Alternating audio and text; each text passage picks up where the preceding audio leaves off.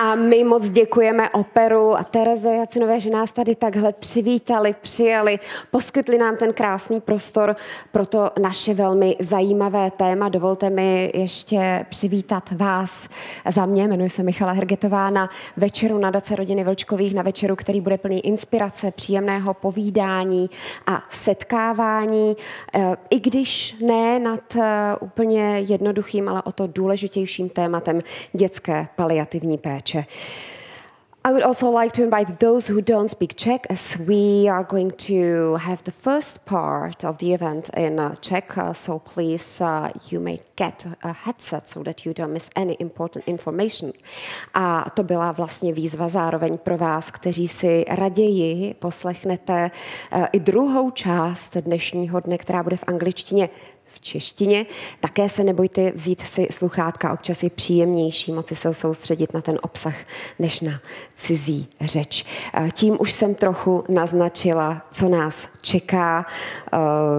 Dětská paliativní péče. V Česku máme zhruba 13 000 rodin, které by takovou péči potřebovaly, ale není úplně jednoduché se k ní dostat. Nemáme jednotný systém, který by ji poskytoval.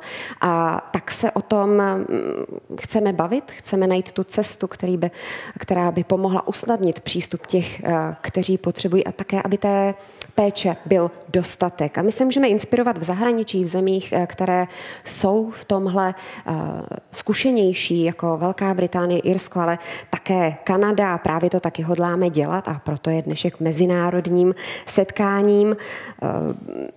Je to mimochodem 2 roky od založení Nadace rodiny Vlčkových, takže si myslím, že už můžeme i hodnotit, co se za ty 2 roky podařilo a jaké jsou další plány, což nám v první části řeknou Katarína a Ondřej Vlčkovi, ale dozvíme se také, jak funguje paliativní péče, dětská paliativní péče, tam, kde s ní už mají mnohem větší zkušenosti, konkrétně v Kanadě, protože tady dnes s námi je jeden z největších odborníků na dětskou paliativu, doktor Adam Rapoport z kanadského Ontária. A prostor samozřejmě bude i na vaše otázky. To je ta 3. část dnešního setkání, která nás čeká.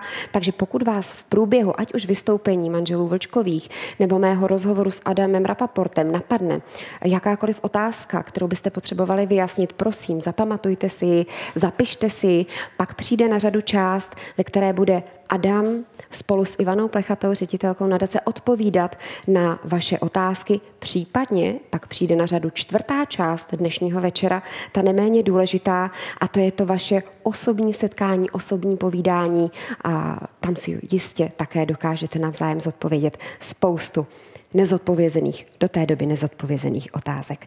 Ale teď už pozvu na pódium právě Katarínu a Ondřeje Vlčkovi, zakladatele Nadace rodiny Vlčkových, aby nám přiblížili, co je před těma 2 lety vedlo k tomu, že nadaci založili, co si od toho slibovali, jak se jim to daří plnit, jak jsou spokojení s tím, co se po těch 2 letech podařilo. Kataríno, Ondřej, je to vaše. Děkujeme.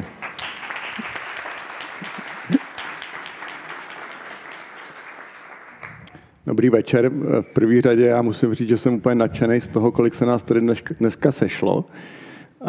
I když mě to nepřekvapuje na druhou stranu, protože host, kterýho dneska uvádíme, doktora Rapoporta, opravdu jako extra kapacita v oboru, takže jsem jako naprosto jako podle očekávání, je to velká věc. A děkuji Adamovi, že dorazil a moc si toho vážíme. Víte, já se celý život pohybuju kolem počítačů a technologií a to je jako docela takový jako úžasný svět, ale na druhou stranu svět, který je trošku jako odtržený od toho reálného života. A na rozdíl od toho, ten svět, kterému se věnuje Katarína, je vlastně takový hodně jako lidský a hodně jako pro mě vlastně jako hmatatelnější a důležitější. A možná to byla jedna z věcí, která nás vedla k tomu, že jsme se před nějakou dobou rozhodli, že část našeho rodinného majetku věnujeme pomoci vážně nemocným dětem a jejich rodinám. Vlastně tou první iniciativou v tomhle směru byla Zlatá rybka. V roce 2015 jsme založili organizaci Zlatá rybka, která si vytýčila za cíl plnit přání vážně nemocným dětem, což je pro Adama mimochodem vlastně koncepčně velmi podobný jako americký Make-A-Wish, i když s mnoha odlišnostmi a myslíme si, že je lepší.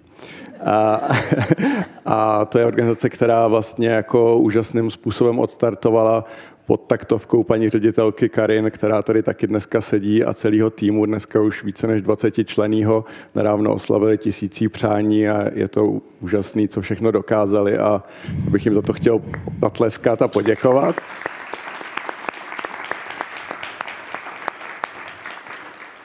No a pak to naše snažení tak trošku kulminovalo před těma 2 lety, kdy jsme zakládali Nadaci rodiny Vlčkových, což je trošku jiný typ organizace, taková víc strategičtější, možná víc jako investiční a taková jako, řekněme, víc všeobjímající, větší v tomhletom směru. My jsme do ní poslali jako základní vklad 1,5 miliardy korun, z nich teda shodou okolností se podařilo teďka už vlastně ten majetek trošku zvětšit, ještě že něco přes 2 miliardy. Je tam v té jistině, ale to nejsou peníze, kterými vlastně chceme vynakládat přímo na ty projekty a programy. Je to tak jako namyšlené, aby to bylo skutečně dlouhodobý a aby to bylo udržitelné. Tak tyto peníze po vzoru například Nadace Alfreda Nobela jsou investovány do různých jako finančních investičních produktů a až z nich, z těchto výnosů, jsou potom hrazeny ty jednotlivé programy. Což je pro nás hodně důležitý v tom, že vlastně je zaručená jakási dlouhověkost a my tohle vidíme jako problém, který jako vlastně bude potřeba řešit vždycky, a ta dlouhověkost je naprosto klíčová. To téma, který jako v té nadace dostala do vínku, je stále stejný. Je to pomoc vážně nemocným dětem a jejich rodinám. V těch zakládacích listinách je to zabetonovaný, nejde to změnit, ty peníze nejdou vytáhnout, ani kdyby naši potomci chtěli, tak myslím, že budou mít problém s právníkama, jsme to dost řešili.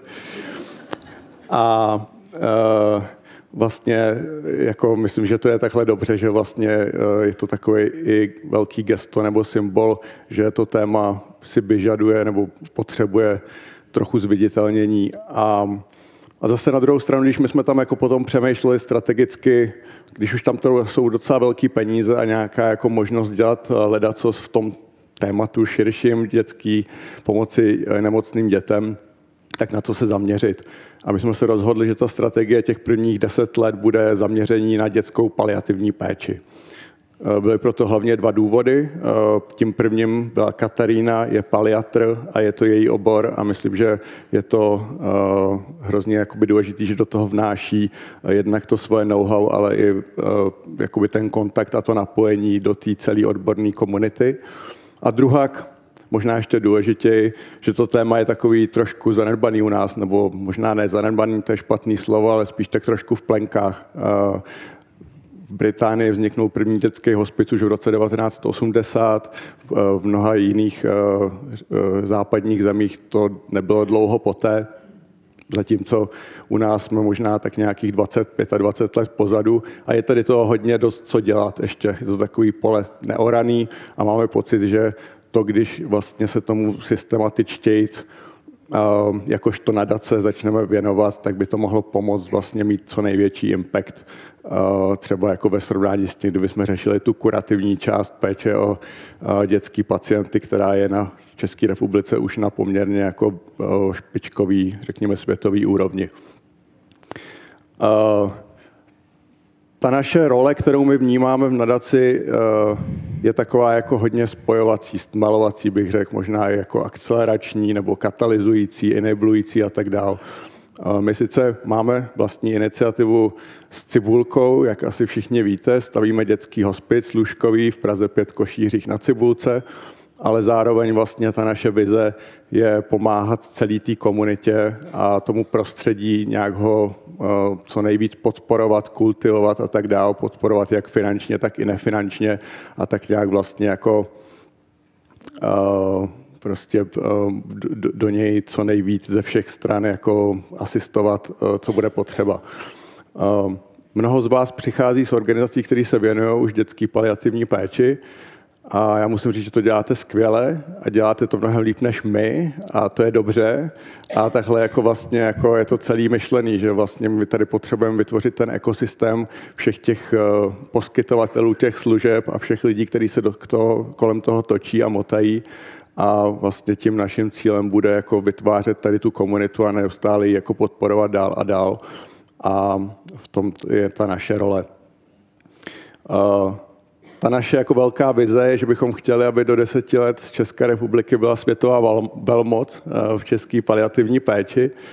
Vidím tady nějaký úsměvy, ale je to, myslím, naprosto smrtelně vážně.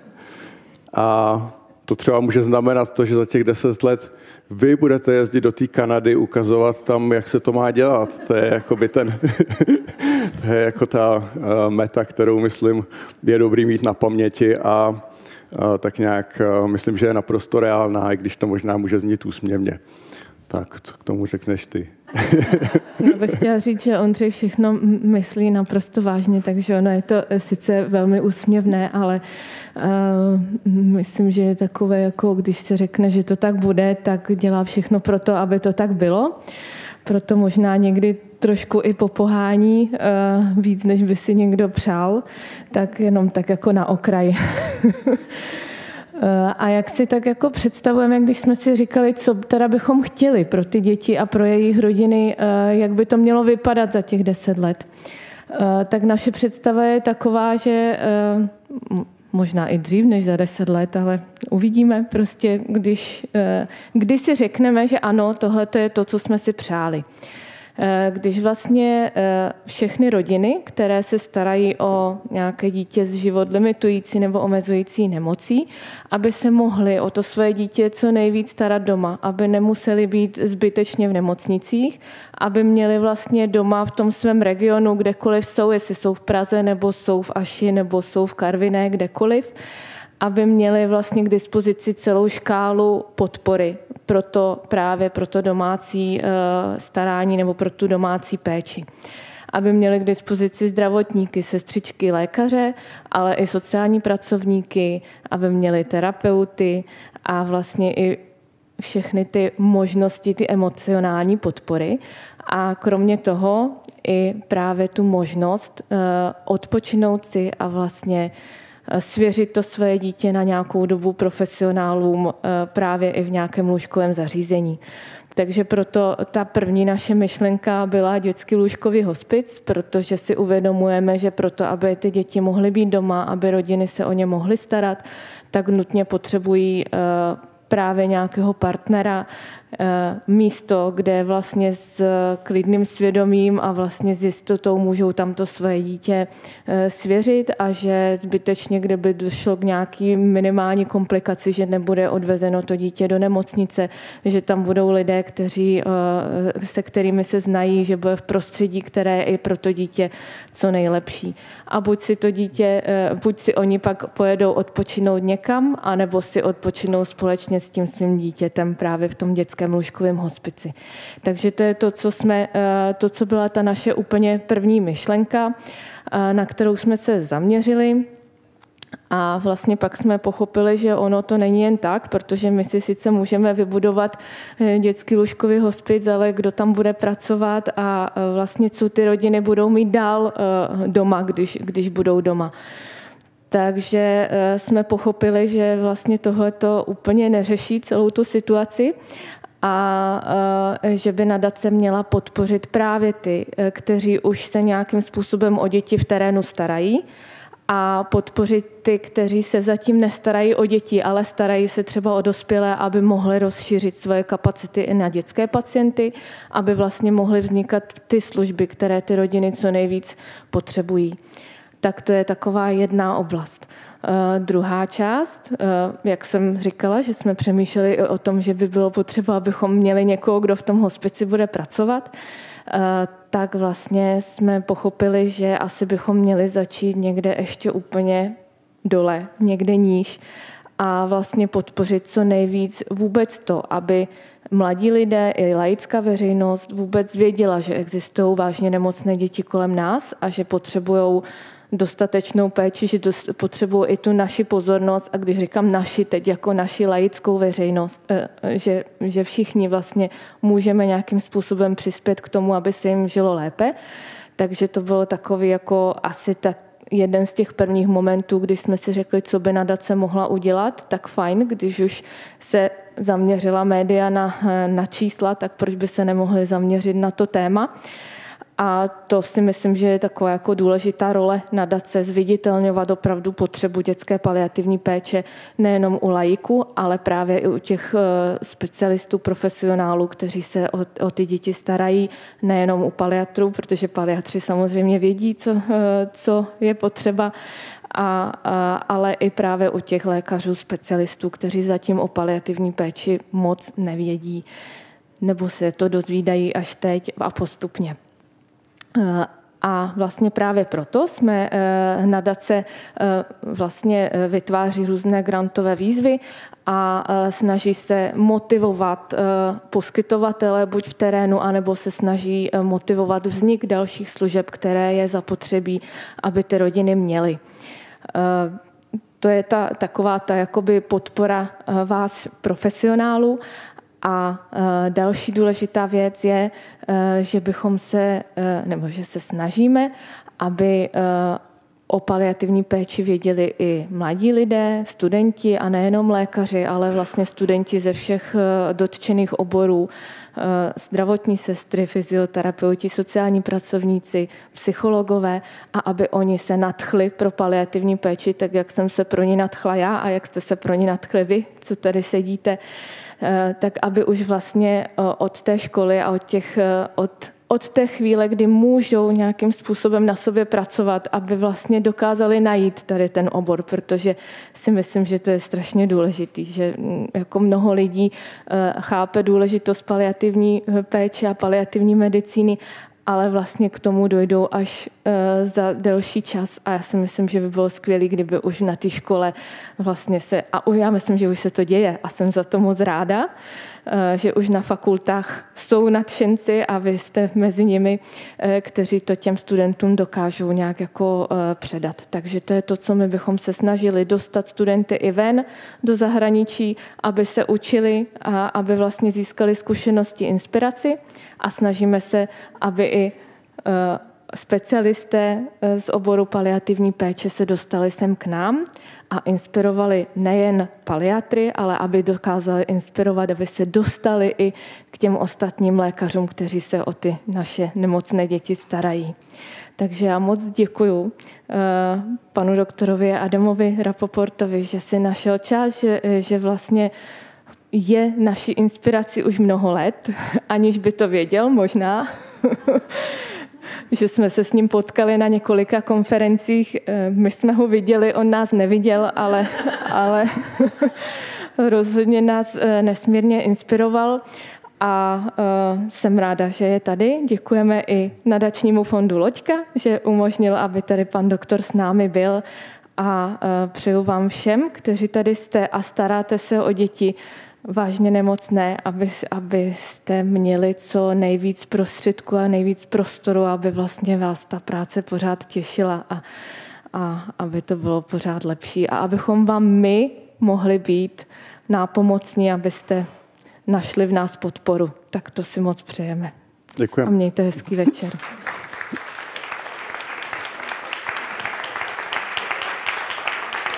Katarína a Ondřej Vlčkovi. A já musím říct, oni měli zadání 15 minut. Jestli jste si všimli, dali to za 13, takže pokud je cíl 10 let, tak za 8 až 9 jsme tam. A to je dobrá zpráva, děkuji za to. A my teď přepneme do angličtiny, because today we should get inspired and we should learn from those who already are a bit further than we are before they will be on the side being inspired by the Czechs. As it was already said, there are countries where, for example, in Great Britain, the first pediatric residential hospice was found in 1981, and in Canada, Toronto, in 2013. So 10 years ago, which means they have loads of experience. And thanks to Vlčková from Motel Hospital, who established and leads the child support care team in Motel Hospital, and Klára Fischerová, who established Foundation Vlčka to support the multidisciplinary team in Motel.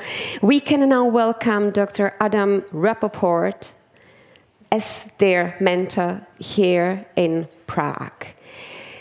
Adam, welcome. Take a seat, please.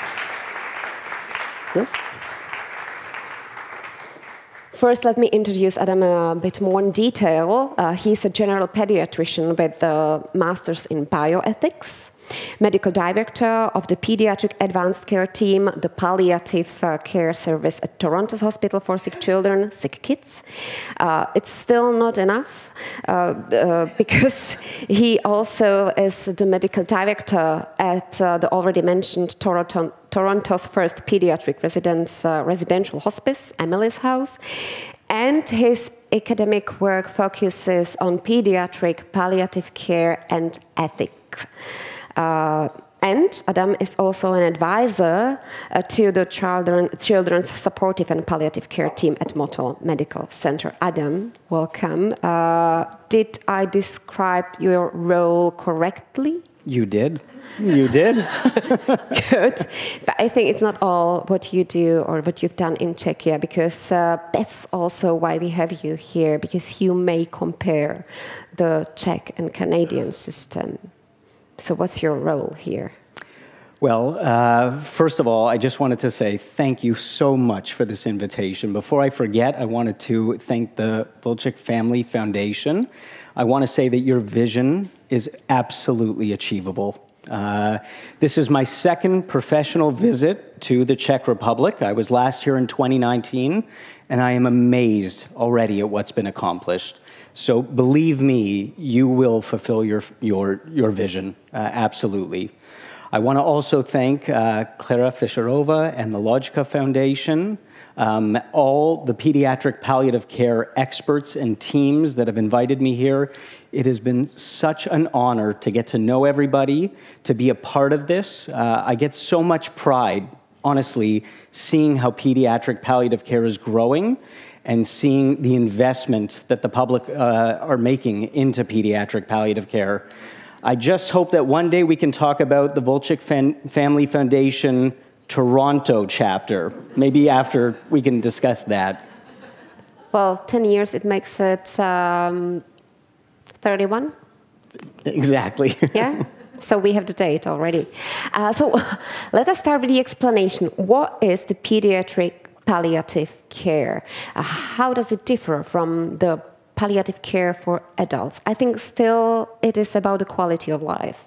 Absolutely. But there is a difference. There is a difference. There are a lot of similarities and a lot of differences. As you heard, pediatric palliative care started late and got its founding in the same roots as adult palliative care. So let's first talk a little bit about what adult palliative care is. Most of us, let's be honest, when we think of palliative care, we think of death and dying. And the reason for this is because, indeed, palliative care's roots come out of a field that was all about caring for people at the end of their life, to make sure that they were as comfortable as possible, to make sure that they were well supported, and to make sure that their families were looked after. A very virtuous field. But what started to happen over time is that people in the field recognized that actually this is just good care for everybody. Why should we wait for people to be at the very end of their life to make sure that they're comfortable, that they're well supported, and that they're looked after? And so the field of palliative care indeed has shifted over time. And that's where pediatric palliative care comes in. We're also about 20, 25 years behind the adult side of things, but we recognize, you know what, children unfortunately need this as well. There are many children living with serious illnesses, and they deserve to have the best quality of life as well. Not just those children, but their families too. And so pediatric palliative care is really about making sure that children and their families have the best possible quality of life, making sure that every day is as good as possible. So that's our similarities. Our differences are many, to be honest with you. The first big difference is that we are very fortunate. Thankfully, we live in a society where most children are healthy and thriving and doing well. And as a result, we are able to achieve the ideals of palliative care. We are able to intervene much earlier and to connect with families well before the end of life. In fact, many of the children that my team gets involved with in the city of Toronto are not dying from their conditions. They are living with serious illnesses, and we are able to integrate ourselves to improve that quality of life every day, no matter which way things go. So what is the right moment to get in touch with some specialist from the palliative care? To be honest with you, Mihaela, in my opinion, the right moment is the earliest moment possible. The challenge is, how do we do this? And, you know, I can tell you that my colleagues, like Katarina in adult palliative care, they would love to be involved as early as possible too, so that they can not only improve quality of death, but quality of life as well. They can build relationships. The difficulty is that in the Czech Republic, just like Canada, we have an aging population. We do not have enough resources to bring palliative care to all the people that need it.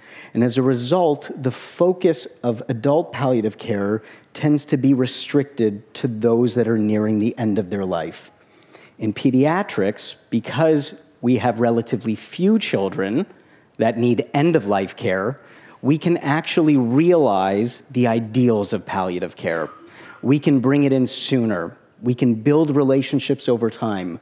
We can start supporting children and families as soon as we identify that there's a need. If I would start with the definition of the World Health Organization. Sure. Palliative care for children is the active total care of the child's body, mind, and spirit, and also involves giving support to the family. That's not a task just for doctors, but many more. Absolutely, absolutely. You know, the saying is, it takes a village to raise a child. Well, it takes a whole multidisciplinary team to provide good pediatric palliative care.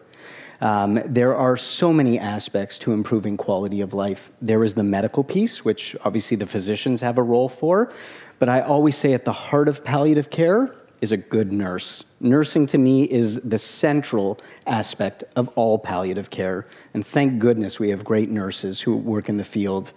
There are psychologists, there are social workers, there are recreational and play therapists. The idea, as you heard in that definition, is to remember that quality of life is not just about physical symptoms, it's about total wellness. And if we're going to really address total wellness of the child and the family, we need to make sure that the teams that are providing this care have a complete expertise. But to make such a multidisciplinary team is very, very difficult. Where to start?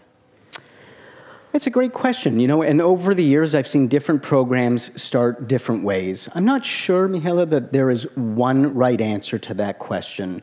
I think probably the best answer I can give is just to start. Don't worry about where, just start. Do something and start to make a difference. And then what happens, as Katarina said, is people become very engaged, they see the difference it's making, and they want to join along. It is no surprise that medical students are becoming more and more interested in palliative care early. I think the same is happening in nursing school, in psychology departments, everywhere. We as a society are recognizing that our well-being is more than just good physical health. It's good mental health, it's good quality of life. And this is something that is resonating with the general public. And so we have to start somewhere. I think that at the core of every good pediatric palliative care team, there must be some degree of expert medical knowledge. But beyond that, I think whatever you can get, if you build it, they will come. They're going to start to join and help out. How to build the right connections so that the team works most in the benefit of the family? Yes, I think that the best way to get started is to go to the people who are already working with children who have serious illnesses and finding out what their needs are. Sitting down, understanding what their challenges are, and how can I help you to help your patients and families. Everybody needs a hand. Everybody likes the idea of improving quality of life. This is not a controversial thing. And so really what I did at the beginning of my career was I sat down with those who were already caring for these children, and I asked them, what can I do to help you care for your patients and your families and make life a little bit better? They were the ones that first guided me. I needed that medical buy-in. The other aspect, and I hope this goes without saying, is going directly to the patients and families, to sit down with them, find out what their challenges are, find out what is negatively impacting their quality of life, and starting there. They're at the center of everything. I hear now, I see the emphasis of the Vlčkových family on building the connections and relations and sitting with those who are already in the field of pediatric palliative care. But if I would mention the palliative or pediatric palliative care is not that new topic. It went through significant evolution in the 20th century. And what I found, there is the goal of the International Children's Palliative Care Network to live in a world where children's palliative care is acknowledged and respected as a unique service, which is an integral part of universal health coverage. Are we there yet?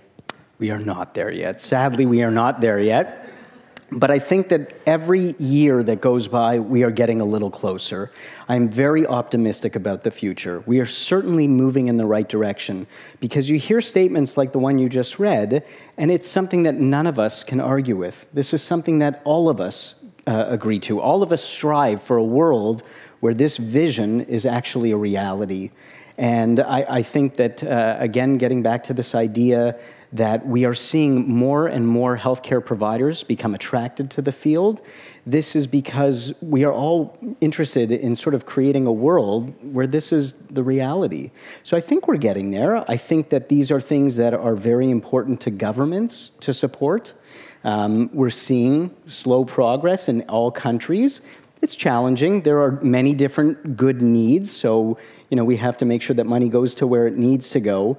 But again, these are something that the issue of children's palliative care has no political divide. Every party can agree this is a worthwhile thing.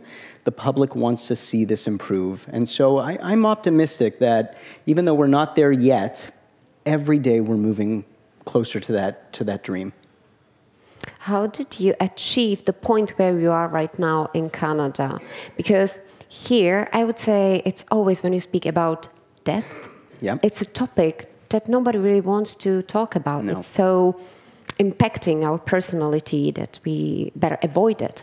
So, what's the way? How is it working in Canada? What were the steps to get to the point where you are right now? Believe it or not, in Canada, we don't like to talk about death either.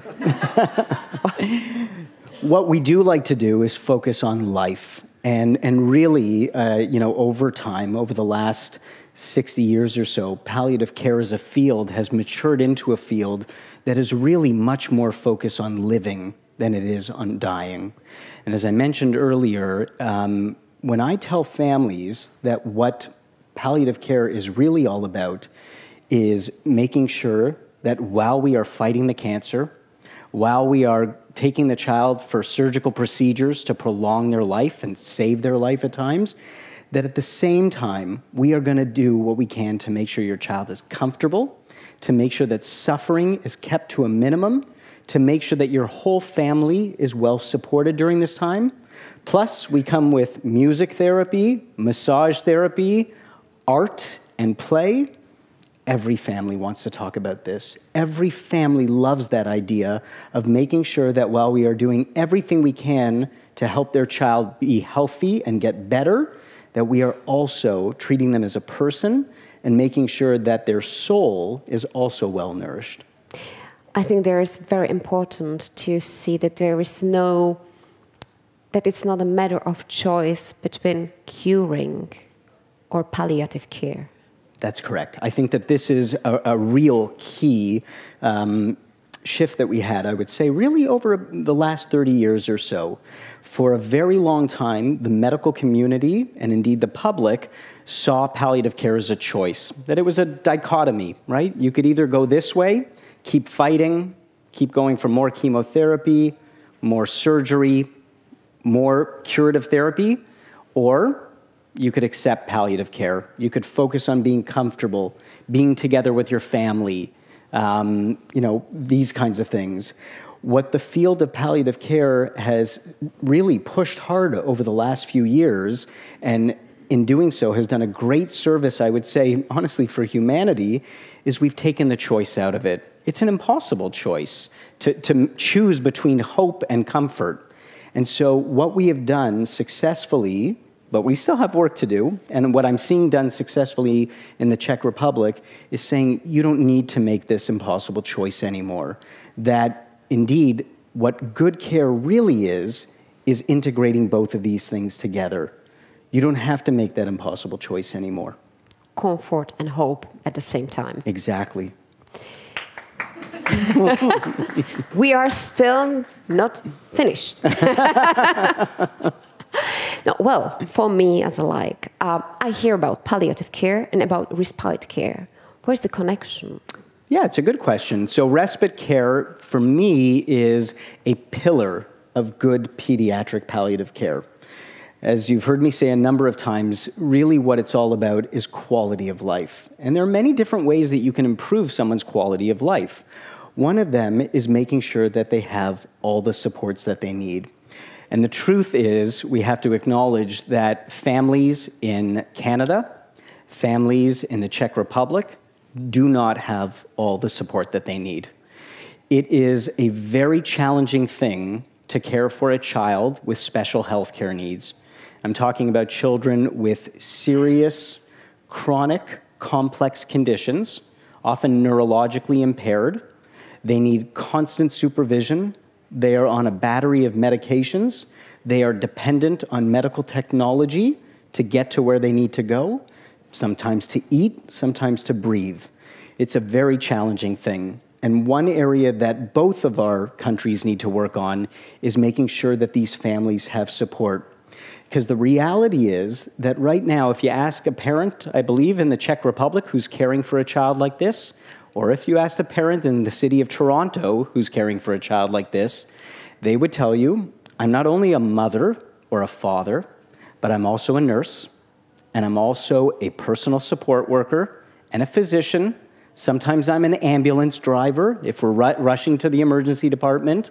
I am a social worker, a physiotherapist. I do it all. Everybody needs a break now and then, Mihala. We need to look after ourselves. We need to look after our other children.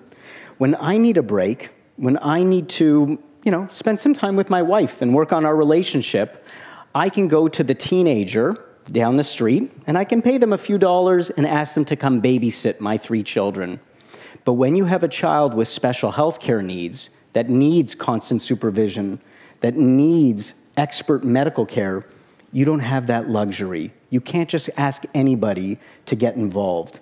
And so the idea of respite, the reason why I get so excited about Cibulka, and I understand that in Brno, I believe there's another pediatric respite facility, it is wonderful because it gives these families an option to take a break, to recharge their batteries, is how I describe it, so that they have the energy and the drive to keep going. But not only that, it's not just good for the parents, it's actually great for everybody. Let's start with the child. The child themselves is not just going somewhere where they lie in a bed and get medications and watch TV on their own. It is, at least at Emily's house, and I have no doubt this is the vision for Cibulka, it is a wonderful social experience. With parties, I've heard. The parties are something. It's a wonderful place. It's a chance for these children to come together, to be together, to listen, to have music therapy together, to have art therapy, to be in a social environment. When I explain it to parents, I let them know that for a few days of the week, it's like going to summer. It's like going to camp, basically. It's a wonderful experience that many of these children would not have otherwise. It's great for the siblings. The siblings will tell you, they understand sometimes that their brother or sister with special healthcare needs to have special attention. But many of them will tell you that they grew up in the shadows of their other sibling. They get it on one hand, but they resent it on another hand. That child with special healthcare needs will always come first because they always need that attention. Respite is a chance for parents to devote some attention to the other child as well. And I think that that's a really important thing. The last thing that I will say about respite and why it's so important for palliative care is it's great for the system. When we do not put enough supports in place for these families, they get burnt out and they struggle. And some of these families will present to the emergency department with issues that maybe if they had a little bit more reserve, they could handle on their own. By investing in respite, we can prevent those things from happening. We can prevent the need for foster care. We can decrease the need for long-term care homes because families are better suited and better able because now they have a whole community of care around them to keep going and look after that child. I must say, it reminded me of my trip in the summer with my kids. We were swimming in a lake, yes. And there was a child at the age of my kids, but was behaving like a small baby. So I knew there was something different. Right. And I talked to his father, who said that he stayed at home with their son, whose sibling went on holiday with his mother, so that both can enjoy. Right. But they had to separate, which was sad. And I think as I've seen the video, how it would look at Sibylka, this wouldn't need to happen. No, that's right. So that's right. That's what is necessary. Example. But to get there, what support do we need? What a state can do? What a local authority can do?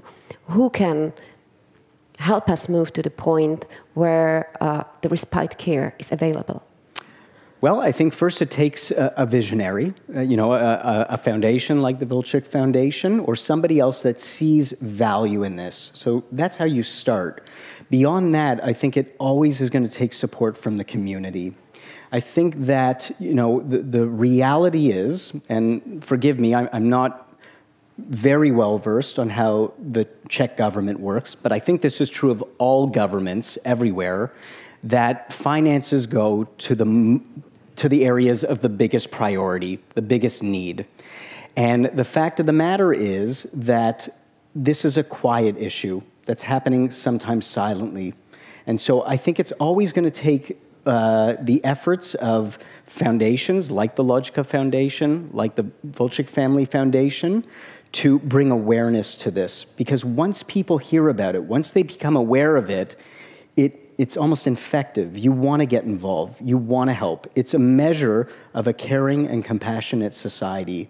It's something that many people don't like to think about, but once you start thinking about it, it just feels so right to get involved and to make sure that these children have supports like this and that these families have access to it. And so I really do believe it sort of grows itself. Once somebody plants the initial seed, of course, I will say that I think it's very important for government programs to help out, to shine a light and bring awareness.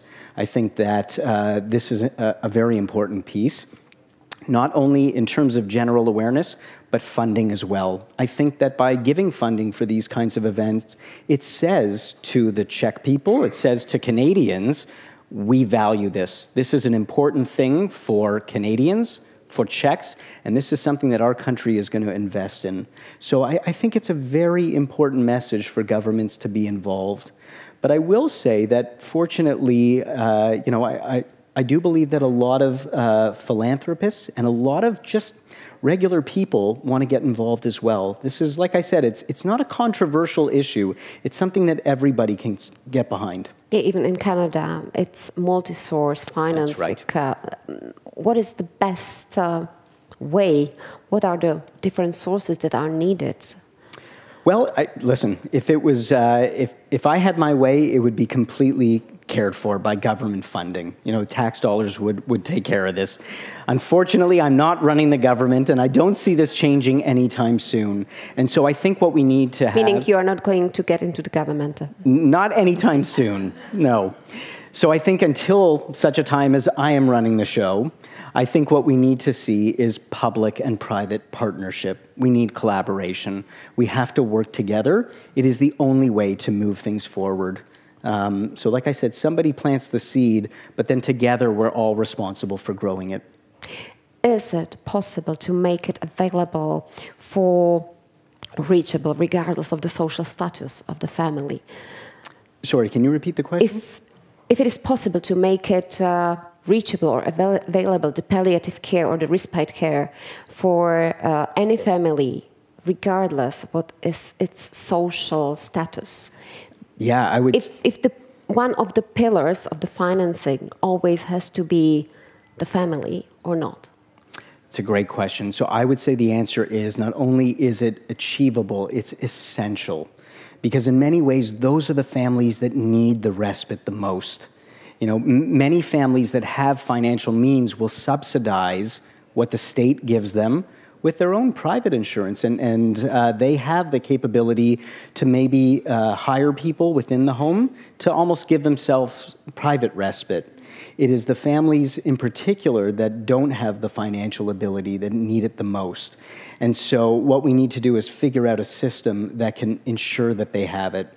The way that it works in my province of Ontario is that based on the needs of the child, every family gets a stipend each year, a pot of money that is used for respite. It doesn't matter if you're wealthy or not. You all have access to that.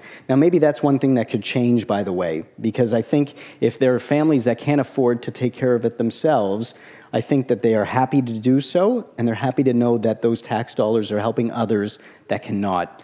What I will say is that pot of money, as wonderful as it is, and it guarantees that every family can get access to respite, it's not enough. It's the tip of the iceberg. And that is where I think philanthropy comes in. That's where community events and awareness come in. There are many people that are starting to think of palliative care, the larger field of palliative care, not as a medical issue, but really as a public health issue. It's going to take all of us together, especially because we're all being confronted by an aging population. If we're going to meet this challenge head on, it's going to take more than just government-funded programs. It's going to take more than just the trained physicians and nurses and social workers. We can all see the wave of people coming and the medical needs that are coming as we age. And the same solution that we're going to have to use to address that, which is a community-based solution, is probably the right answer for pediatrics. We are all responsible for this, and we all have to sort of pitch in to make it work. When you mentioned the trained nurses and doctors, do you have a recipe how to attract more young people to this sector? As Katarina mentioned, this is one of their goals, to make it attractive. I would say the main recipe is exposure. So I remember when I was training, early in my training, I had a mentor who used to say, nobody goes into medicine to care for the dying. Nobody does this. Everybody's going into medicine to save lives. And you know what? That is not the case anymore. I am meeting more and more young people who are applying to medical school and nursing school specifically with the goal in mind to get into palliative care. In many ways, the palliative approach to care, this idea, this philosophy of optimizing quality of life together while we optimize health and longevity, this is really resonating with society in 2023. I think many of us marvel at what medicine can do. We are seeing that people are living longer than ever, both adults and children, but we want more. We are recognizing that life is more than just having a heartbeat and breathing. We want more as a society. We want to live as well as possible. And that is really what the field of palliative care, what the philosophy is of palliative care is all about. And so once young people, med students, nursing students, even before med school and nursing school and social work school, once they get exposed to it, more and more people are saying, I want to do that. This is really meaningful work. And so, to be honest with you, I just think it's exposure. Once people get exposed to it, they want a part of this. Careful about using med students. Yes. But it sounds like palliative care is about living and not surviving. That's right. That's probably the main difference. And it's a lot about the choice. We normally speak about the choice of life, but there's also the choice of dying. Yeah. Is there the choice? Do we have the choice? Because when it comes to pediatric palliative care, you said it's not only about the child as the patient, it's about the family. That's right. And sometimes, probably, what a medical specialist feels the best for the patient, the family doesn't feel is the best for them. Yes, this is very true. There are certain aspects of medicine that we have really good evidence to guide us as to what's the right thing to do. We know from years of practice and research that if somebody has a burst appendix, we need surgery to go in, or I should say an inflamed appendix, we need surgery to go in and take that inflamed appendix out. And there's no debate about that. Parents agree, medical specialists agree. But when it comes to things like how we live our life and how we die, this is a very personal thing. And I would dare say that medicine does not have all the answers to this. It's a very personal idea about how we want to be in that time. Some people want to be at home with their families. Some people want to be in hospital, knowing that there is nurses and physicians around all the time. Some people want to be in hospice. There's a lot of variety, and there is no single right way to do this. So I think the more that we can give people and children options, the better the care. In fact, in this regard, we do have a little bit of evidence to show us that it is not so much the place of death that matters most to families, it is having the opportunity to choose where they want to be. This is what leads to them having the fewest regrets and feeling most satisfied with the care that their children have. So I think what we have to do is we have to work at options. We have to recognize that while there might be only one good way to treat a strep throat infection, there are many different ways to achieve good end-of-life care. Here I come to the point where sometimes people still take the palliative care as something that takes us to death. Yes. But I know there is no real serious evidence yet, but isn't that palliative care is something that can prolong life as well? Yes, very much so. So there is emerging evidence to demonstrate this, particularly within adult palliative care. This is something I don't love to promote too much because, as you said, it's newer evidence. But what we have known for a long time is that integrating palliative care together with standard care, or just initiating palliative care, even if we stop standard therapy, does not shorten life. We've known this for a long time. There are newer studies emerging, however, that are showing very clearly that when we integrate palliative care, when we start to treat symptoms, sometimes even with strong medications like opioids, morphine, and things like that if necessary, not only do we not shorten life, but when we compare them to other people who do not get this, the people with palliative care are actually living longer. And this is an area that needs more study. I don't think we completely understand why this is happening, at least on a scientific level. But I think on a layperson level, all of us can sort of relate to this.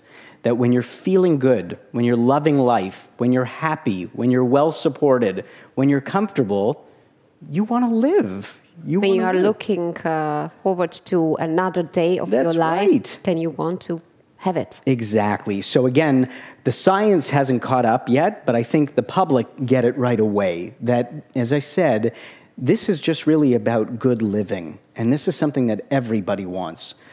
So the answer to your question, it most definitely does not shorten life, and there is newer evidence to suggest that palliative care can actually help people live longer. I'll get back to the topic that we've already discussed, Sure. and that's the difference between Czech Republic and Canada, and probably the approach of the patient, because there, I think, there is a bit of difference. We, in the Czech Republic, tend to have, let's say, listen more to the medical authority, and probably you are more autonomous when it comes to decision about your own life or death. How does this influence your work? Yeah, I would say that that's probably one of the biggest differences that I've seen in my time in the Czech Republic, that I think, here we see a much more guided approach to medicine, where the physician and the medical team will guide the patient and family, and I'm using guide in a nice way. Sometimes I think it's even tell them what to do. In North America, in Canada, we will see a lot more deference to the patient's wishes and autonomy. And I will say that, being exposed to the Czech system has made me think quite a bit about these differences. I think that it's really important to recognize there's no single right way. That I think it's wonderful that we have a system in Canada where the values of the patient and family are taken into account, and that we try to steer medicine towards that. I think it leads to a very personalized style of medicine. But I can tell you that as a physician, sometimes it creates a lot of confusion. Sometimes patients and families are just faced with too many difficult decisions, and what they really want is they want someone to guide them. They want an expert who has studied this to tell them what to do. And I think that that's a real benefit within the Czech system, that there is a lot of medical expertise, as Andre said, that this is a world-class healthcare system that you have here with experts. And I do believe that there are a lot of families that feel relief, that they don't have to make the difficult decisions, that there is an expert to guide them through the way. So you can see there's pros and cons to both. In my opinion, Michal, I believe that the best system is a blended approach. I believe that the best type of medicine is a type of medicine that uses something called shared decision-making, where the patient and the family, together with the healthcare providers, are working forward to do what's best for the child, taking into account the values, beliefs, and wishes of the family, together with the best medical knowledge of how we can best achieve the goals of care that we set for the child. Which very much depends on building a mutual trust. That's right. And understanding.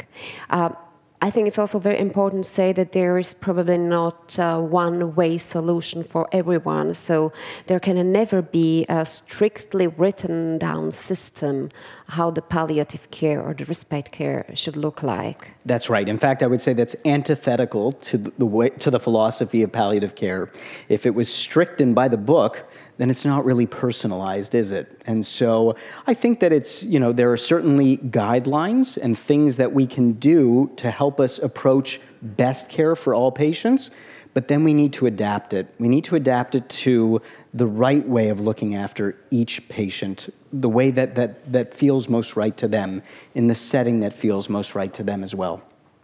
So, if we should somehow describe how in an ideal world it would look like, how it would change, how the palliative care would change the life of a family with a life-threatening ill child, how would it be? What would you say as the most important benefits of a palliative care?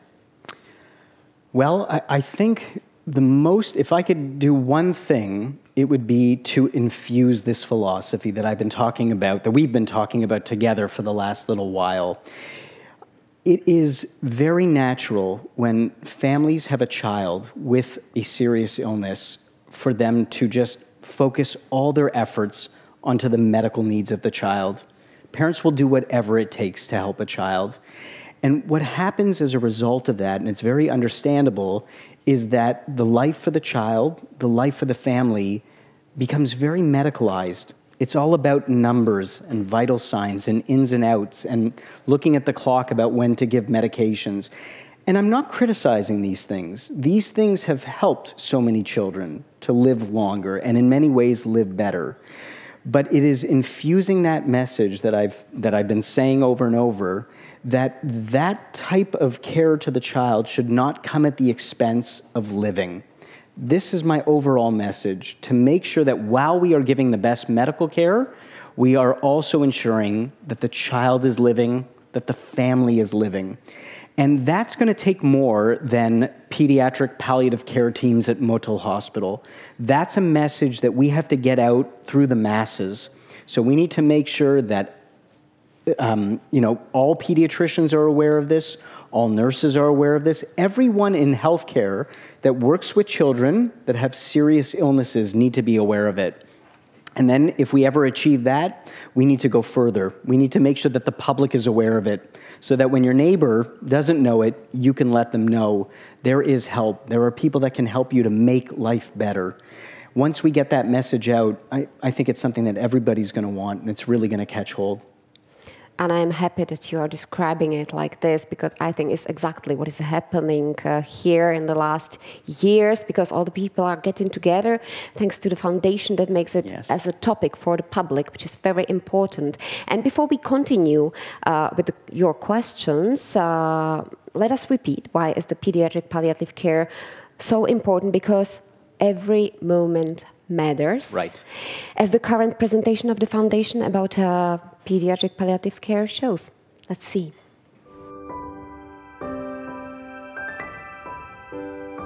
Na některé okamžiky svého života nikdy nezapomenu. Na první pusu, na maturitu, nebo na svatební den. A taky když se ohlásil nový člen rodiny. Den, kdy nám řekli, že malý Péťa takové chvíle nejspíš nezažije. Já jsem myslela, že to nemůže být pravda, že zhroutil se mi celý svět. Naštěstí jsem v té situaci získala správnou pomoc. A nejen já jsem se díky ní znovu postavila na nohy. Mohli jsme vším projít jako rodina společně, ustát těžké situace a prožít i chvilky radosti. Každý moment je něčím jedinečný. Důležité je, že jsme spolu. Protože na každé chvilce záleží.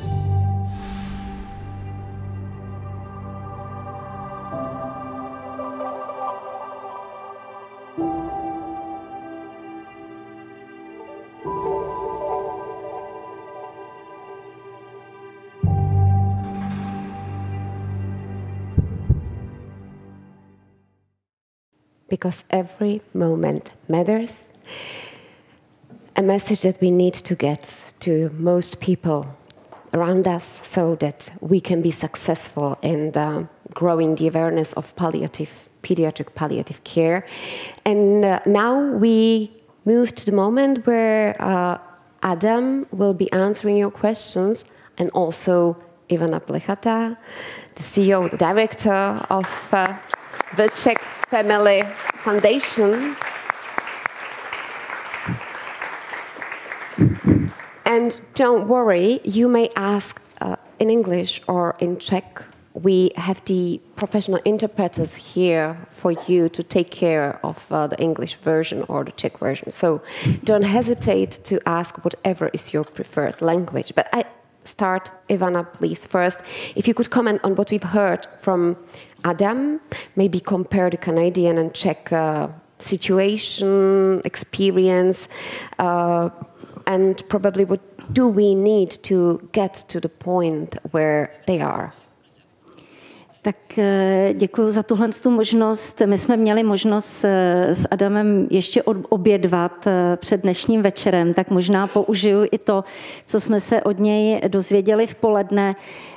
Tak zaprvé jsem se tak jako trošku uklidnila, že nikde to není ideální. To znamená, že jakoby stále máme před sebou všichni vlastně hodně práce, ale co je úžasný, že se o ty naše zkušenosti můžeme dělit a že se můžeme ptát a že můžeme prostě jaksi dojít i společně někam dál. A to bylo hodně důležitý pro mě, že máme tedy velmi podobné výzvy, například i v tom financování té dětské paliativní péče, protože nám je jasný a byli bychom bláhovci, kdybychom si mysleli, že skutečně za rok, za dva nám to kompletně každou korunu té péče, kterou chceme poskytovat, zaplatí stát.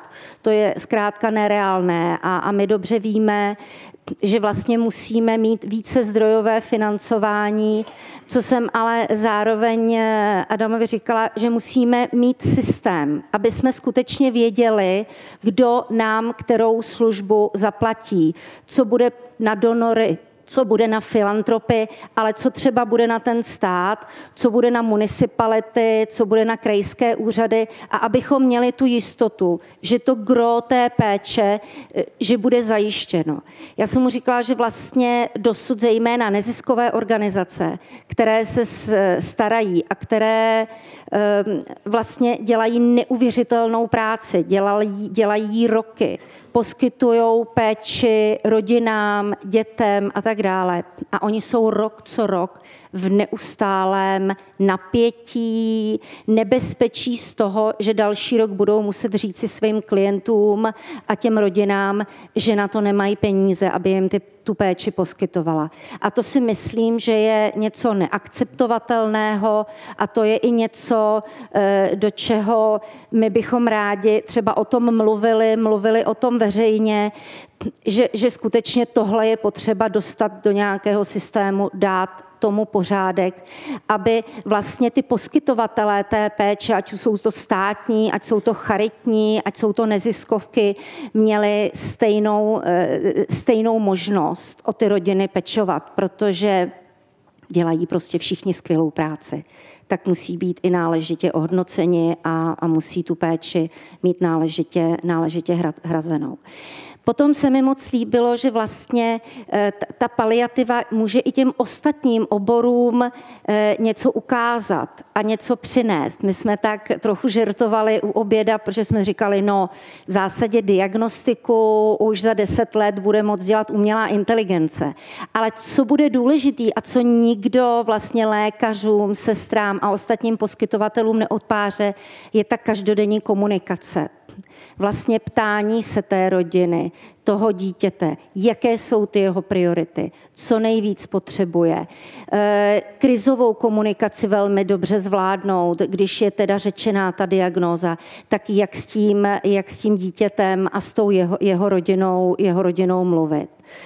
No, potom mě velmi potěšilo, že ta naše představa cibulky a co chceme na cibulce poskytovat za péči, že tam to bude o těch hezkých chvilkách, že to bude o těch sociálních kontaktech, že to bude o tom zažívání prostě nějakého dobrodružství, ať už ty děti mezi sebou nebo jejich zdraví sourozenci, rodiny a že vlastně gro těch 90% pobytů tam budou právě ty zdravotní respitní.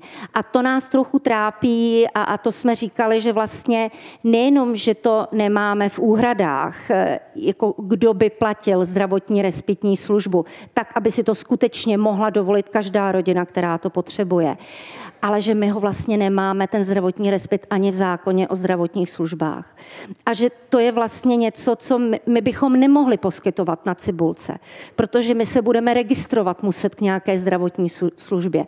A jestli ta služba neexistuje v zákoně a v legislativě, tak to bude pro nás velký problém. Ale nejenom pro nás. My věříme, že i do těch 4-5 let tady budou další poskytovatelé, kteří by velmi rádi tu zdravotní respitní službu poskytovali a i jim se musí vytvořit podmínky. A čím dříve ty podmínky vytvoříme.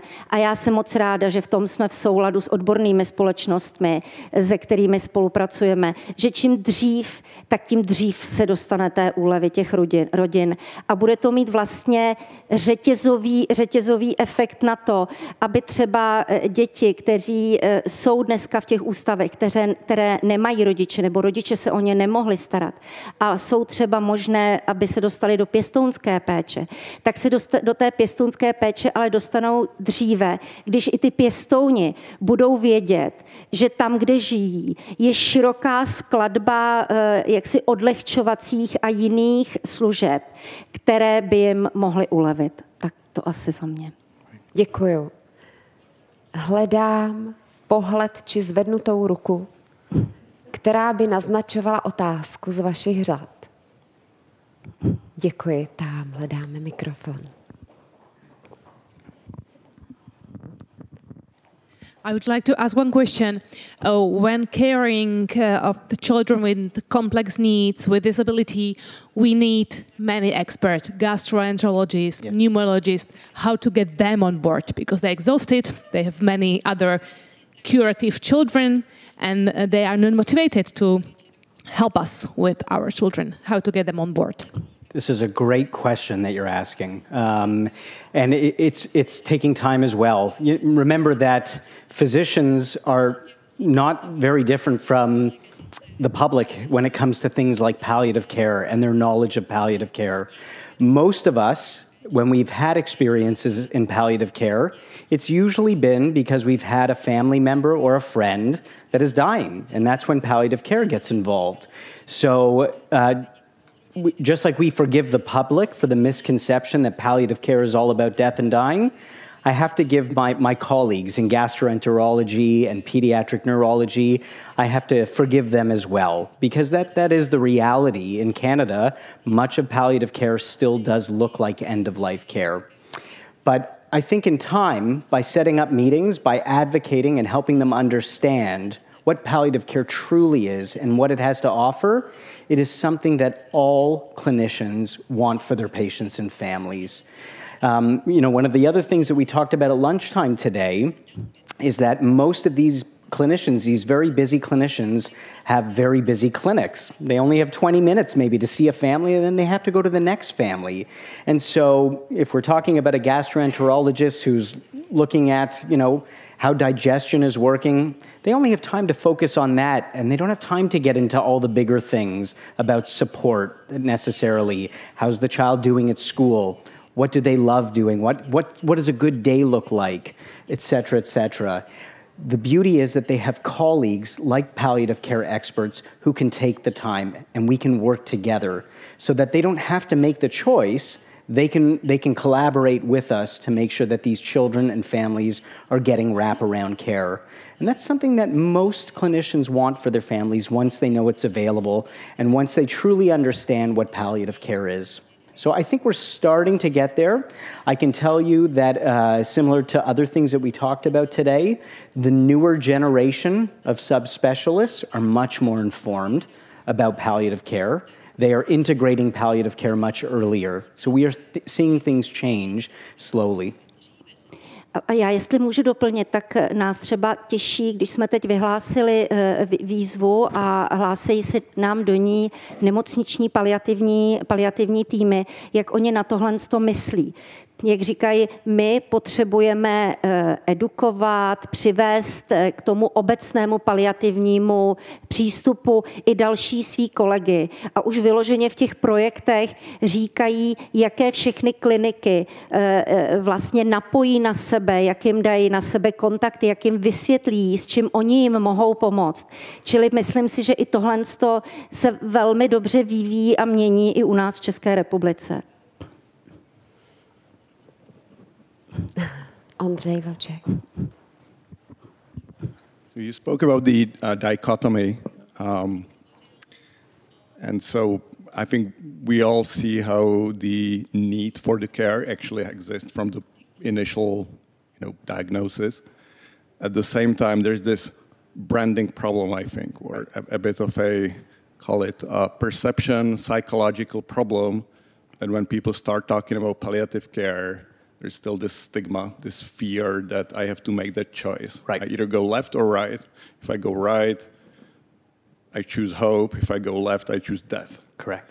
And so can you talk a little bit about, in Canada, what were the steps that to actually break through that barrier so that people are more comfortable to talk about the word? Just the word palliative, I think, gives people goosebumps just by that. And so I think even though the actual, when they learn more, they probably can understand the value, still, accepting the fact that I'm now in I'm subjected to palliative care is just utterly uncomfortable. Yeah, this is a great question you're asking. And I have to say, when it comes to this specific question, sometimes I'm a little bit of a heretic in my field. There is, I would say, a great deal of consensus in the field of palliative care that the answer to your question, how do we overcome this barrier, is through education. By helping to make sure that people understand what palliative care is, when they really get it, everybody wants it. And I do believe that's true. However, I can only educate the people that are willing to listen to me. And the people that are willing to listen to me, they usually already are interested. They know a little bit. It's all the people that run the other way when they hear about palliative care. That's who I'm really trying to get to.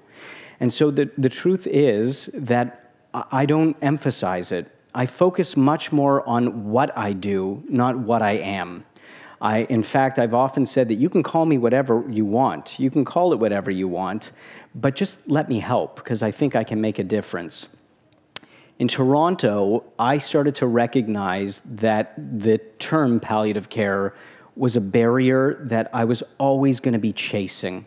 I was never going to be able to reach the number of patients and families that I knew I could help, because the word palliative care just takes on such a strong meaning. And as I said, even though I know what I do in pediatrics is much more than end-of-life care, much, much more. I need to make this clear that I would say probably about 90% of the patients that are referred to my team are not dying. So it's not just I've tricked myself, it is the truth.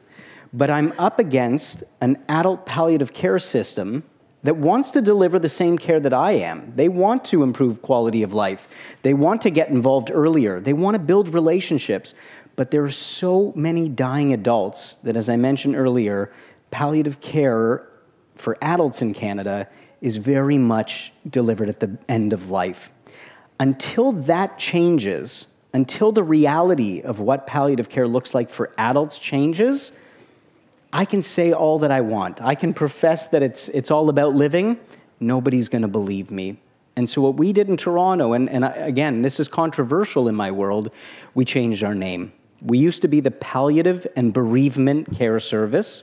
So if palliative wasn't like the knife going in, bereavement was like twisting the knife. Nobody wanted to meet us. And we became the PAC team. And what I found is that now there are families begging to meet the PAC team.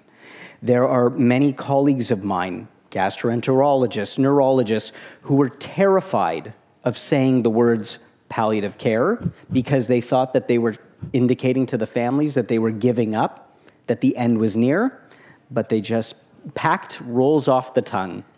And families want to know, what is this PAC team? And we explain it. I let them know exactly what it is I'm going to do. But I focus on what it is that I'm going to do. This is also something we talked about at lunch. If a nephrologist is meeting a patient, a nephrologist is a kidney doctor, right? If a nephrologist is meeting a patient because maybe it hurts when someone is peeing, they don't introduce themselves as the dialysis team. They talk about dialysis when a patient needs dialysis. This is exactly what I do. If I'm meeting a child that is living and with a serious illness, if I'm meeting a family that wants to focus on continuing to fight and integrating good quality of life, that's what I'm here to deliver. If I meet a child that's dying and nearing the end of their life, that family wants to talk to me about how do we do that well, how do we support them. They're open to it when they need it, and they don't fight against it. So really, it's not about the name, it's not about accepting, it's about delivering the right care. And I have to say, Andre, that sometimes I think our name is a barrier. I hope that in time we will overcome that. It's just not happening fast enough for me. And so I took matters into my own hands. And you know, as soon as we changed our name, I was saying in the first 5 years after becoming the PAC team, we had an increase in referrals of over 100%. So it makes a difference. Just to remind what PAC team is, it's Pediatric Advanced Care Team. That's right. No palliative care whatsoever in it mentioned. Right, but I will say, I want to come full circle. Palliative care is the single best term to describe what it is we are doing. We are a palliative care team. We don't hide it. We don't, you know, when families ask, we proudly say that we are the Sick Kids Palliative Care Team. We just don't emphasize it. We don't put it in people's faces because we know what it's associated with. And, you know, I think it's gotten us a long way. Thank you. Několik zvednutých rukou máme, tak možná se zeptejte rovnou, přidejte pak mikrofon dál, abychom... Thank you very much, Mr. Professor, for your comprehensive and complex inspirational contribution. As you were emphasizing the complex and interdisciplinary approach and need of care and support for families and their children, you never mentioned the chaplain's role or the spirituality layer of care role. So my question is there any specific space for spirituality even for non-religious clients? And if yes, could you name some examples of this specific role? And maybe you won't be surprised that I work as a hospital chaplain. Thank you. Thank you. Well, first of all, I want to thank you for asking that question because it was an error on my part not to mention spirit. No, for real. And regardless of what your profession is, spiritual care is a big part of the work that I do. And it's something that I'm very proud of in the field of palliative care. Much of medicine and healthcare and science is scared of religion and spirituality. You know, sometimes we talk about a dichotomy there as well. A lot of physicians get very nervous when families start to mention God and miracles because we feel that puts a lot of pressure on us as physicians. We just deal in science. We're not necessarily miracle makers. But what we do in the field of palliative care is we lean into the spiritual care. It is a part of every first meeting with a family. I ask them, is their faith or religion or spirituality something that's important to them? And I think, first of all, they just love being asked this question because it's so unusual for a physician to inquire about this. And I don't leave it there. It's not just a checkbox on my list of things I ask. If it is something that is important to them, then I ask how. Tell me more about it. Tell me how your spirituality helps you to deal with the challenges that you face as a result of your child's illness. And it's amazing. I see the gamut. I see families whose faith is everything to them. It's what gets them through all days, good and bad. And I see families who have very little spirituality.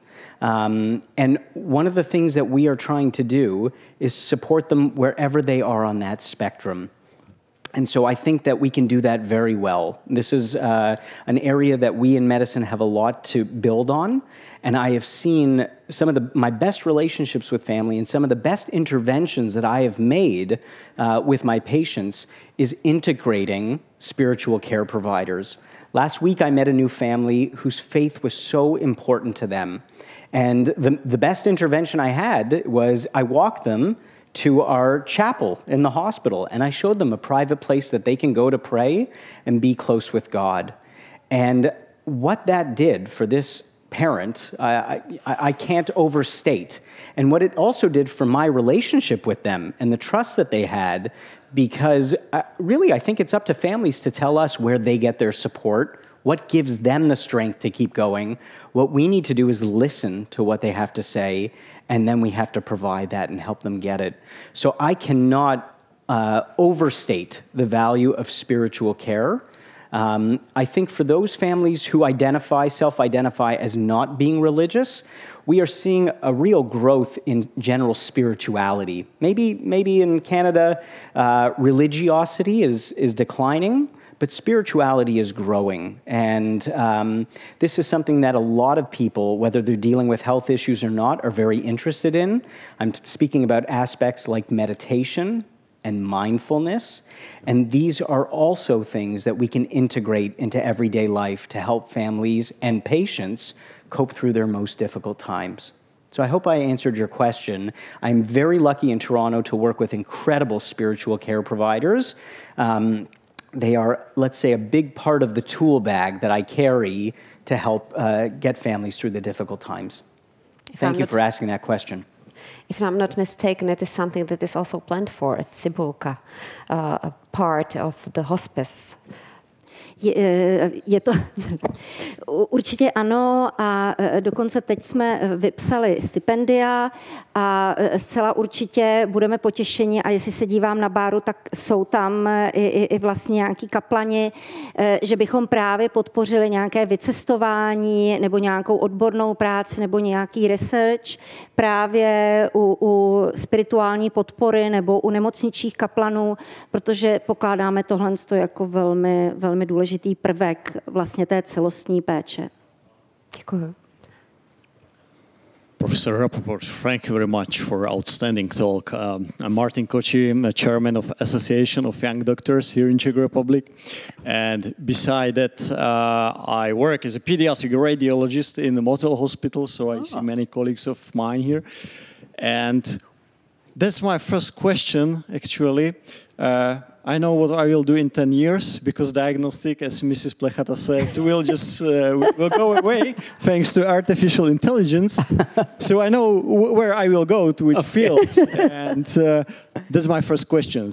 Where from which specializations you mostly recruit doctors for palliative care, children palliative care, and secondly, if you could clarify what is worldwide the biggest obstacle to promote and to do palliative care better. And lastly, if you could focus with your perspective and knowledge of Czech Republic and of our environment, what you see in Czech Republic as the biggest obstacle for us to succeed together. Thank you. 3 great questions. It's a pleasure to meet you, first of all. And we look forward to when AI takes over so that we can join you you can join us in our ranks. We need all the help we can get. So I believe your first question is, what are the areas of pediatric specialization that most need palliative care integration? Is that right? Where should we be recruiting specialists from? Yes. From which pediatric specialization? Yeah. Yeah. So when I tell people what I do, the field that I work in, the first assumption is usually that I'm working with children with cancer. This is what everybody thinks pediatric palliative care is about. And in fact, they're quite surprised to learn that roughly about 20% of the patients that we care for, the children that we get involved with, have cancer. And to give you a sense, this is approximately the inverse in adults. So it's about 20% of patients that adult palliative care providers care for that do not have cancer. So it's a big difference. You were asking me before some of the differences. That's a big one. But still, oncology is a big part of it. 20% is no small number. The biggest group of patients that we get involved with have chronic, complex neurologic problems. These are either congenital, so the children are born with them, or they are acquired from an injury, from an infection, or sometimes a genetic congenital cause that only comes on later in life. This is the biggest group of patients that I care for. They are children that have underlying conditions that we in medicine have no cure for. In fact, the goals of medicine are for those children are to keep them as healthy as possible for as long as possible and to give them the best quality of life. My colleagues in the subspecialties focus their efforts mostly on the medicine. And it's understandable because if they are giving the optimal medicine, this is one way of improving the child's quality of life. But I think when we're able to deliver the message that there are so many other ways, just as an example, integrating spiritual care, there are so many other ways that we can improve quality of life, they right away get on board. So the group of physicians that look after those children are usually the general pediatricians, the pediatric neurologists, the pediatric gastroenterologists, because many of those children have feeding issues, and pediatric respirologists, because many of those children have breathing trouble because it's all related to the neurologic system. So that would be the biggest group that I would see in there that we need to get to. One other group that I would say has really taken off over the last 10 years in my field are the cardiologists. And actually today, almost a third of the patients that my team sees are cardiac patients, patients who have underlying serious heart problems, either that they're born with or that they acquire for different reasons. And I'll be honest with you, it was the cardiologists starting to get wind of the work that we do, and me speaking to the cardiologists about the greatest challenges that they face with their families. They say that at times there's surgical interventions that they can use, but they have to wait for periods of times. Sometimes there's transplants that they can offer, but in between, they just see children getting sicker and they don't know what to offer. And when my team came to them and said, we have tons that we can offer, we have lots that we can do to make sure that even if we are limited in what surgery and medicine can achieve to fix the heart, we can still treat the whole person. And the cardiologists and us started partnering together, and they approached me and they said, Adam, we need your team to see all of our patients now as automatically whenever somebody is being considered for a heart transplant. And again, it wasn't me telling them that they need my help. It was them approaching us saying, this is gold. We need to make sure that all of our patients and families have this. And I think that this is actually one of the best ways to move palliative care forward, by the way. It is looking for opportunities to make the integration automatic. When we leave it up to the discretion of the physician or the team, everybody picks a different point based on their understanding and knowledge and perceptions of what palliative care is. When we standardize it, that's when we can really make change occur. I think I only answered your first question. Can you? Other two are the biggest obstacles globally, Yep. and then what is the biggest obstacle you see in a Czech Republic? Okay. Obviously, you could make it easier for yourself and say it's the same, but Yes. I believe you will find something a bit different. Well, I will say that the biggest obstacle globally is the misconceptions, the perception of what palliative care is and the lack of knowledge of what the truth is. So we talked about that earlier with another question. I think in Czech Republic, I will say, and it's not a cop-out, I think it's a similar problem. I don't see any different barriers in the Czech Republic, to be honest with you. Again, I have been amazed at the change that I have seen over the last 4 years. I was last here in 2019, and because of the efforts of clinicians like Dr. Vlčková and her team to change perceptions, to grow the field, to integrate, I am seeing incredible rapid change in the Czech Republic. So I don't see great barriers. I just see it takes time. And in fact, what I see is that you need even less time in the Czech Republic than we seem to need in Canada. And this is why I think 10 years is a possibility. You're going to do amazing things. That's the truth. I don't see any other great barriers, to be honest with you. How about Ivana? By asking in English, I'm always giving the chance to Adam to get his headset on, so that we may continue with Czech. So. Já bych možná jenom doplnila ještě další specializaci a je tady mnoho, nebo mezi námi jsou neonatologové, ale jsou to taky gynekologové a porodníci, kteří vlastně se ve svých nemocnicích setkávají s případy, které vyžadují vlastně zásah paliativní péče, to znamená perinatální paliativní péče. A také jsem moc ráda, že jsou naši partneři a že se snažíme podporovat právě i rozvoj perinatální paliativní péče a jsme moc rádi, že vlastně rozšiřují toto myšlenku a už je řada vlastně týmů v České republice, které se specializuje na tuhle péči. Já zůstanu i u té největší bariéry. Jakou vnímáte, Ivano? Bariéry v čem teď? V přijetí nebo rozšíření té paliativní péče tak, aby se skutečně stala něčím standardním. My jsme mnohokrát slyšeli třeba právě, když objíždíme třeba i nemocniční jednotky, že nám ty lékaři říkají, no ale vy za náma jezdíte jakoby s nabídkou nebo s vysvětlováním paliativní péče, ale my neposkytujeme paliativní péči, my nejsme paliatři. A my vždycky říkáme, to je v pořádku, to my úplně bereme a máte pravdu, vy jste neonatologové, gynekologové, kardiologové a tak dále. Ale určitě jste se ve svém životě profesním a ve své profesi setkali se stavem, s rodinou, s dítětem, který vlastně bylo skutečně, se tam stalo něco tak vážného, že jste jakoby nevěděli dne ani hodiny, kdy se už to převáží a to dítě může zemřít, nebo je v tak velmi vážném stavu a vyžaduje to speciální komunikaci s tou rodinou, speciální zacházení, určitou krizovou intervenci.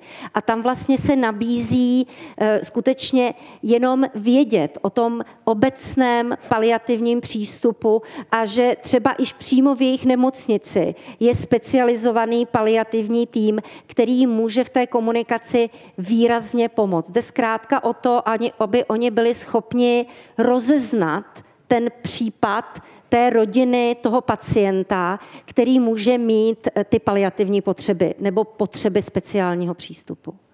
Čili edukace vlastně těch dalších profesí lékařských. Adam, as you look around the world in other countries, what country do you admire the most in terms of its delivery system, its care delivery system for children with palliative care, and what are the ingredients of that system that make you admire it? That's a great question. I would probably have to say the United Kingdom is the country that is furthest along. And it's not a surprise, really. Palliative care, the field, and hospice care has its roots in the UK.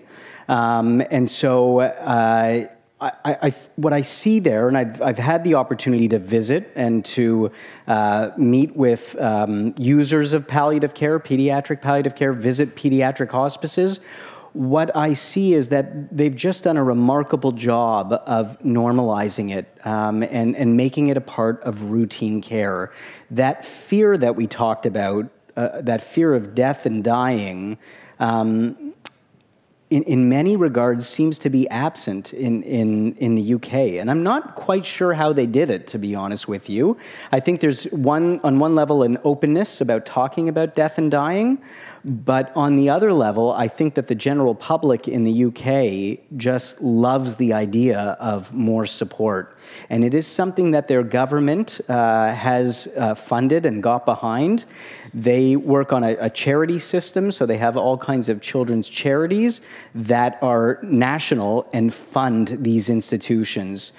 For example, one of the things that we didn't talk about today, I think mostly because we were focused so much on living, is that part of what palliative care does as well is offers grief support, because dying is a part of life and a part of what we do. Part of palliative care is making sure that families and siblings receive grief support when a child dies. And this is something that very few governments invest in. You know, I think most of the attitudes are death is a part of life, it's difficult, but we move on. You know, and most of us get through it in time. And to be honest with you, there is some truth in that. Even the literature shows that in time, most people will do okay. What the UK system has decided, though, is if there's a way that we can do it better, if we can help people to get through their hardest times, we should do so. And so they have national charities set up to support grieving families. This is remarkable. I think this is wonderful, and this is something I hope that we can achieve in Canada one day, and I hope is the same for the Czech Republic one day. I think it's a real measure of a society, how they care for those who are struggling the most, who are the sickest, and I really admire the UK system, to be honest with you. And I believe in not even 10 years, the answer will be Czech Republic. This will be the next country. So I'm a medical student from the Motto Teaching Hospital, and you've talked about the differences between the pediatric palliative care and adult palliative care. So there are already standardized surveys that focus on outcome measures, in effect in adult palliative care.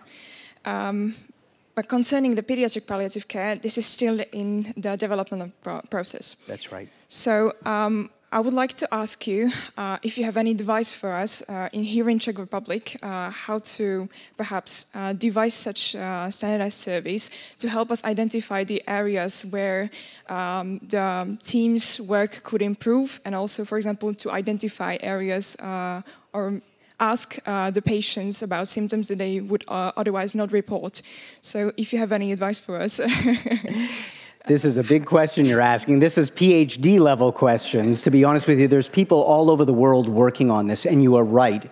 If we are really going to make claims that we are improving things, we have to be able to measure them, right? We have to be able to properly measure things to know that our interventions are making meaningful differences. So this is a big area of attention right now in adult palliative care as well as pediatric palliative care. There are many different ways to answer this. What I can tell you is there are people all over the world that are looking into this. In fact, I'm very fortunate on my own team to have a nurse researcher who is doing a lot of work in this, and I get to come along for the ride and help. So that's the first thing, to recognize that you're not alone. This is a global problem, and there are people already working in this. So a quick literature search and a conversation with me after this can help connect you with some of the leaders who are exploring this. That's number one, that we're not alone. But to be honest with you, if we just go back to basics about what is good palliative care, how do we know what quality pediatric palliative care is? Well, we know what we want it to be. We want it to look like good quality of life for the child and for the family. And I would say the only one that can tell us if we're achieving that is the child and the family. That's where we have to go. And so where we are right now as a field, and this is pretty typical of medicine, first the specialists come together and we decide what symptoms do we have to look at, what is important. This is phase one. Phase two, we get smarter, we get wiser, we recognize we have to go to the source. Usually for pediatrics, that is the parents that we go to. We get sort of a surrogate measure. There are more and more efforts going directly to the child, to the young person, to hear what matters most to you. What does good quality of life look to you?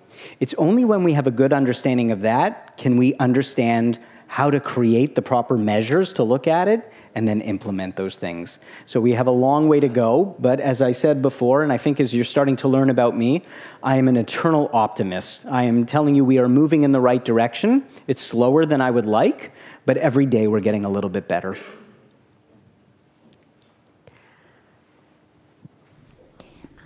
We are moving nearly to the end of the Q&A part, so I would like to know how many questions would there still be? Could I ask? Yes. Okay. Kateřina Kotasová, Abacus Foundation. I am interested, who is the key worker for the families we are talking about, and who helps them to go through all that and to choose the best if there is any such worker in Canada. The key worker to help families. Case manager. Case manager. Yeah, Yes. if there is any case manager, key worker, or someone who guides them. Yeah, it's a great question. Along the way in Canada, there's been many attempts to create such a role, a case manager or a key worker that gets partnered with a family and helps them navigate the system and make sure that they get access to the best care. We've had a lot of false starts and stops. I think it's a great role.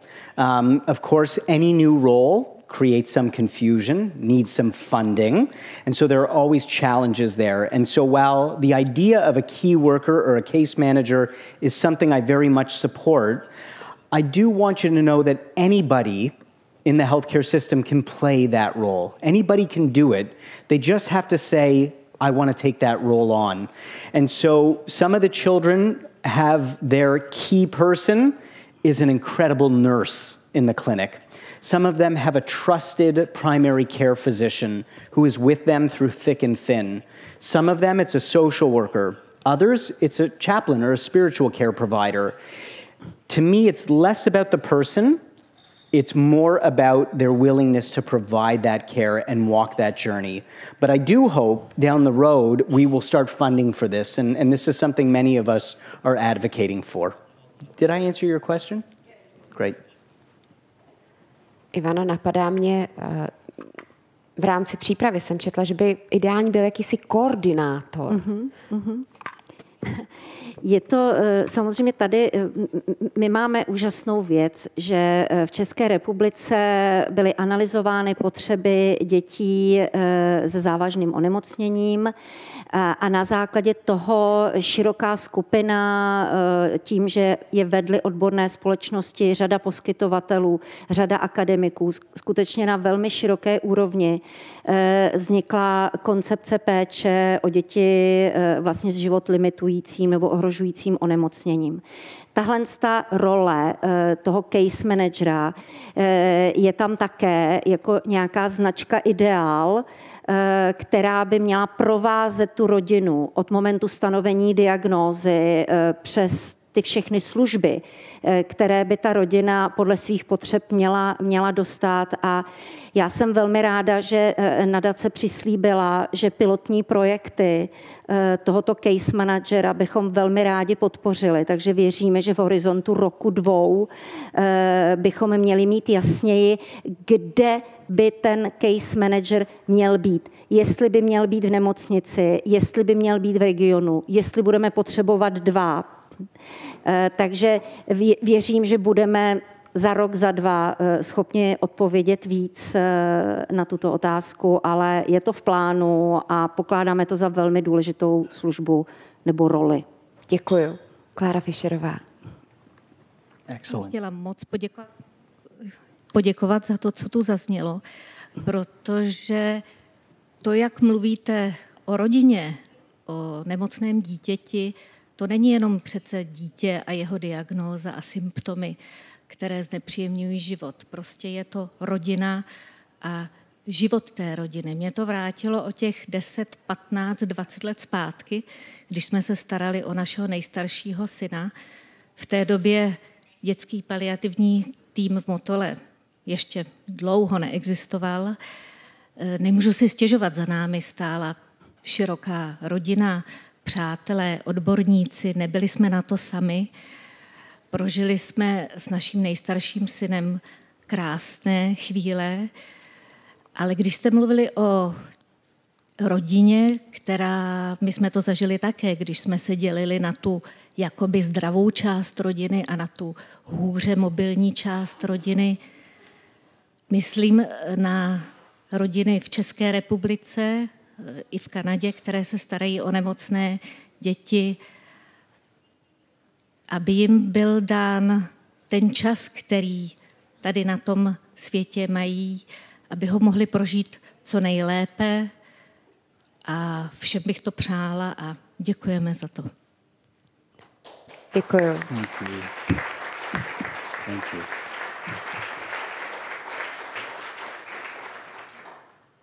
Thank you. I believe that you will not be angry about me when I say that the rest of the questions we will leave for the fourth part of our evening, which is the social one, less formal one. We'll now be not divided to the stage and the auditorium, but we'll kind of mix together. And you may ask more questions because Adam is here to answer them personally. Also, Ivana is staying. You still have the chance to meet Katarina and Andrei and get to know more, or probably even come with your ideas and proposals, because this is why we are here, to talk and inspire ourselves mutually. So, Adam, thank you very much for being here. Thank you for all your insights and experience. Ivana, good luck keeping my fingers crossed for you so that everything works well. The same for you, Katarina and Andrei. Thank you for your questions. Thank you for everything you are doing. And I hope that we'll have more chances to talk about the successes that has been made. Thank you. Thank you.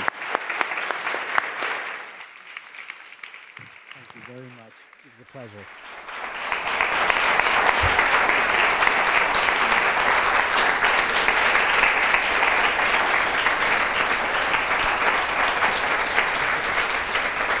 A já bych za nás všechny chtěla poděkovat Michaele Hergetovi za výborné uvádění. Děkujeme moc.